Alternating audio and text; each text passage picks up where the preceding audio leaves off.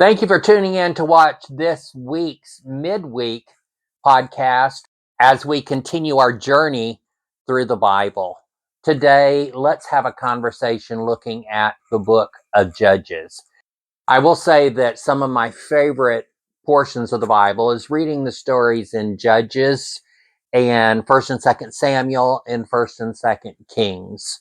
Some of the other books of the Bible that are the focused on the other um, prophets or judges or leaders at their time are also fascinating to me.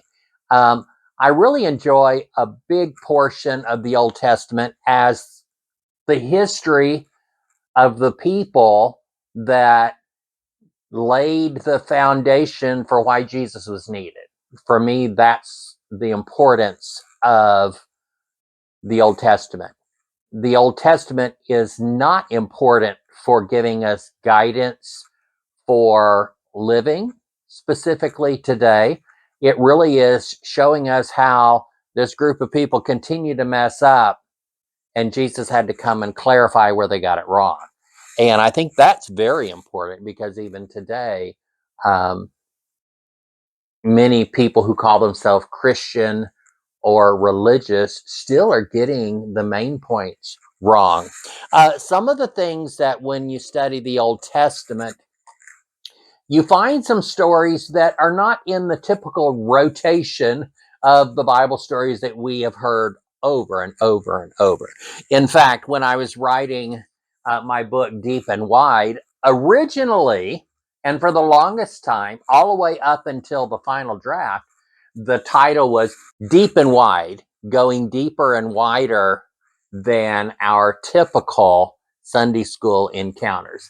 That's not exactly the way the working title was for a couple of decades while I was working on this.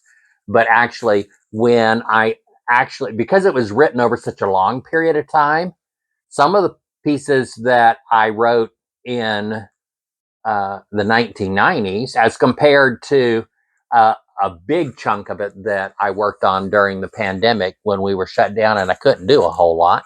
It started out to be a devotional I wanted to write looking at the stories in the Bible that we don't hear all the time. Maybe even the stories in the Bible that you've never heard before because you've kind of skimmed over them and they weren't part of your Sunday school encounters.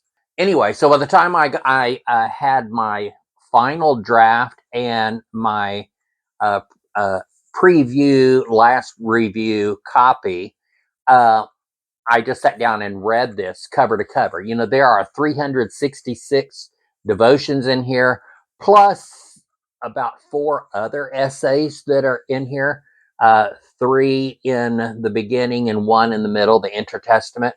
So besides the 366 devotions, there are, well, plus 4, there are 370 passages for you to read throughout the year. But I sat down and I read it cover to cover. And this book can be read cover to cover as just a book working through the Bible in a chronological way. But when I read through the whole thing, it's like the overarching message of reading the whole thing as in, not really in one sitting, but it took me about a week just to read through this in my final markup copy, which was on 8.5 by 11. And as I read through it, it's like, wow, while this was intended to be a study of the Bible going deeper and wider than your typical or usual Sunday school encounters, it really, the pervasive, overarching message of God as reiterated and redirected by Jesus was knowing God's inclusive love. And so when the book was released, the real title then became Deep and Wide, Knowing God's Inclusive Love. Today we are discussing the book of Judges. And judges were the leaders of the people. You know, you had Moses, if you're talking about the leading the people, up before that, you had Abraham, but he was the leader of his family, really. As the family expanded, But just a small portion of Abraham's family ended up in Egypt. There were other branches of Abraham's descendants that remained in the area, whether the time of drought or whatever that caused Jacob or Israel, his new name. See, we really can call people by their new name, but Israel and his 12 sons then became the captured people or the enslaved people in Egypt. Not all of Abraham's descendants, just a small portion of those. But anyway, so that group of people, Moses led them out. The next leader was Joshua. And as we get into the book of Judges, we see and begin to hear the story of the other leaders. Well, who was the leader after Joshua? Who was the leader after that? Who was the leader after that? And as we work those, and eventually people wanted a king. And actually, as you're looking at what occurs and happens to as you look at what occurs and happens to the Israelite people under the leadership of the judges, they got captured over and over and over. They became enslaved over and over and over. You know, we learned growing up in Sunday school and in our typical usual Bible studies. They were slaves in Egypt, and then Moses led them out. God rescued them. The people were actually enslaved many, many, many times. And that kind of led to them wanting to have a king like these other nations around them, these other group of people. Nations at that time was groups of people. And nation would sometimes live uh, in sections of land together, and there would be some overlap as well. You know, boundaries and nations and countries and states, all of those boundaries are contrived. They don't actually exist other than conceptually and what we have placed upon them. You know, the whole world, uh, your boundaries might be oceans and things like that, but boundaries on continents really in God's eyes, probably don't exist. So a lot of our conflict in our political world is grounded in things we kind of made up. We kind of created these problems. So um, separating ourselves causes problems, including all people and being together and loving and caring for everybody should eliminate our problems. But anyway, that's a whole different story. But anyway, so it's very fascinating to me to go through looking at um, Judges. And so for this discussion, I'd kind of like to just, as I studied just the book of Judges in more depth, I did pull out a few things to make the devotions for that, and I'm going to kind of follow those same topics in our discussion here. If you're following along, uh, the devotions for Judges are for February 15th to February 20th, and they start on page 99 of my book, Deep and Wide. First off, the book of Judges was probably written by Samuel around the year 1050 BCE, and it is a recording of the things that took place between 1375 to 1075 BCE.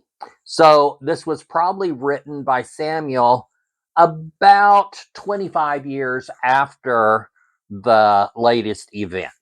Okay.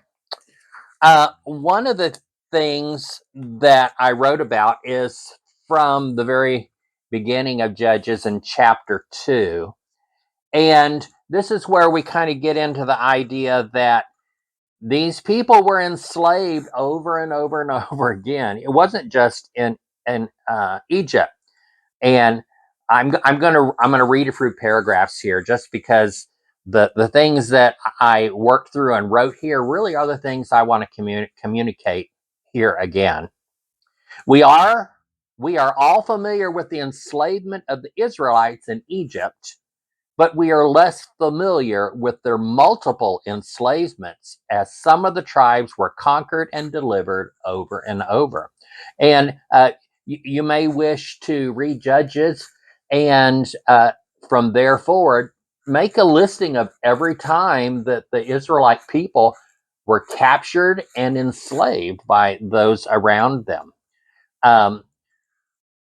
Remember when Joshua led them into Canaan, they captured that place. They enslaved some people. They murdered some people. So they did wrong. So I can imagine the people around there says, we got to get revenge on these people. Look what they did to these people. There were periods of good and bad. And during their periods of bad, they recorded their behaviors of the people. For sometimes, for some periods of time, the people were good, and sometimes they were not. So it's interesting. If you really study the Israelites, you see that they're doing what they're supposed to. They're being good, and then they have periods of time where they're not doing what they're supposed to, and they're being bad. And we wonder, how could these people fail over and over and over and over? Well, we see that in others, and we might even see that in ourselves. How many times have we seen people in our churches and communities fall away and return only to fall away again? How can someone who is really a Christian turn away and reject their beliefs? Unless they were driven away because others who claim to be Christian rejected them, it is difficult to comprehend what causes such 180-degree turnaround in behaviors and commitments. The people of Israel really didn't have any depth, and that's why they were so dependent upon their leaders for their behaviors and commitments. And so if they had a good leader, they did better. If they had a bad leader, they did worse. Their inability to follow the example, and when we're looking at people today, the inability to follow the example of Jesus is dependent on which way the wind is blowing. And at their time, they didn't have Jesus yet, but they had God, and Jesus came to clarify the message from God that the people were getting wrong.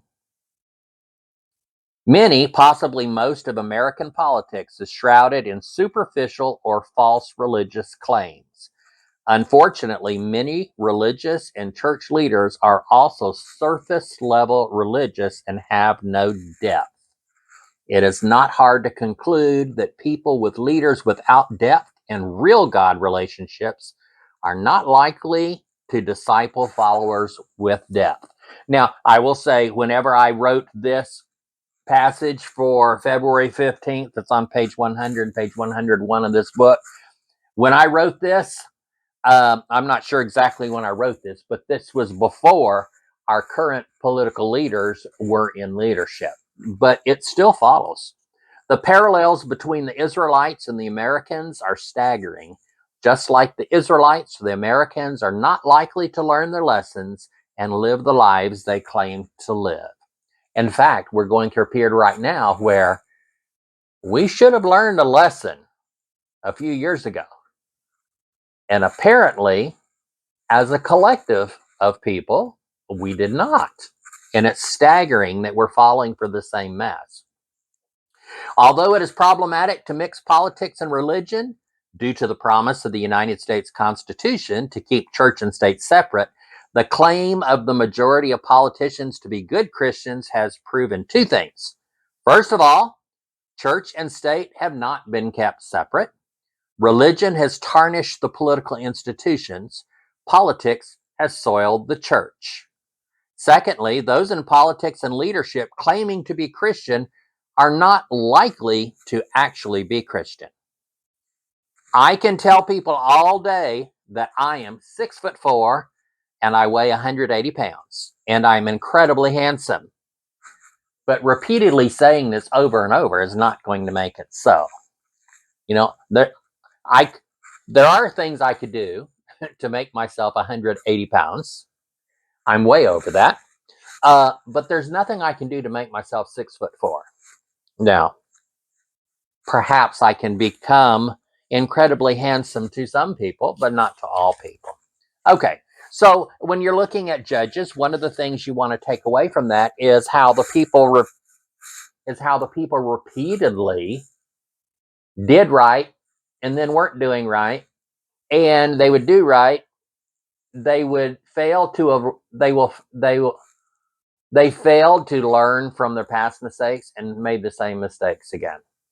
They lacked depth. They could not discern uh, truth from non-truths. They could not distinguish a lie. The Israelites were in Egypt 430 years. If you count the time that Abraham lived in Egypt, the Israelites were likely enslaved for about 215 years, but they were also enslaved in other times. They were enslaved by the king of Aram for 8 years, and then the king of Moab enslaved them for 18 years. You have to know and understand that Moab, or the Moabites, were their family. uh, then they had 80 years of peace, and then the king of Canaan enslaved them for 20 years. Now remember, Canaan is land they went in and took. So um, if you ask the Canaanite people their side of the story, you would get something very different from what we have recorded in the Old Testament. The Midianites captured them for 7 years before the time of Gideon. You know, we were taught about Gideon. Uh, there's a whole very good organization called the Gideons, that provide Bibles all over the world. But if you really study the life of Gideon, um, he wasn't necessarily the best model of person. He had, I thought I wrote about Gideon here. Well, let me see. Let me skip ahead here. Did I write about Gideon? Yeah. Gideon's name was Jerubbaal. Don't know why. I don't remember why that was part of his name, because Baal is used to describe other gods and idols at the time. Gideon had 70 sons, probably had just as many daughters. One story in Joshua that I think is important to read is about uh, one of their leaders, Ehud, who was left-handed. We have to know and understand there was a period in um, modern day Christianity, like 150 years ago, where left-handed people were considered bad. There was something wrong. There had to be sin in their family's life for a child to be left-handed. And that seems ridiculous now, but that is an important concept for us to encounter when studying the Bible and the false beliefs of the past. Also, there was a leader, Deborah, a female, and it talks about she was the wife of Lapidoth. Uh, Lapidoth also has roots for the word torch. So, being the wife of Lapidoth may not have been an actual human husband, but she could have been the wife of fire or a woman of light. But there could have been a man actually named Lapidoth who probably would have had multiple wives. So the fact that um, if he in fact had a wife, Deborah, who was the leader of the people at that time, um, we might could say she was gender nonconforming because she was uh, carrying out the duties and roles of what a man normally would do.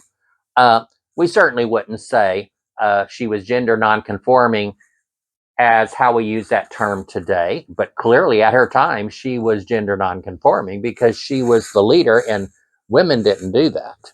So that's another part that's very important when you're looking at the book of Judges. We already talked about Gideon. Um, I also talk more about the problems with the Philistines and the Ammonites, they were enslaved by the Philistines and Ammonites for 18 years. And then they were captives of the Philistines for another 40 years. And then Samson came and rescued them. It's important that if you actually read about Samson and the Philistines, you will talk about the kings of Gaza. So even with our events that have taken place here in Gaza, it's kind of important to look at that land, who is in control of that land. Actually, when the conflict in Gaza and Israel began, I had a lot of questions. So I started researching those. I actually wrote a book called Canaan, the Land of Israel and Palestine. There was a big period of success with that book for a very, very short time. That book is no longer in print, but there may be some copies that are sitting on a shelf somewhere at Amazon or Barnes and Noble, and they might actually be available for purchase. I think it's way down to $6 because the book's no longer in print.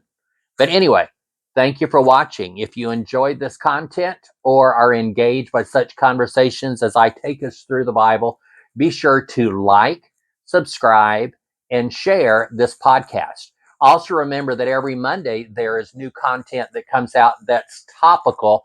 Midweek, there's a podcast every week that is a book of the Bible, and that's the content there. But on every Monday, the podcast is topical. Thank you for watching.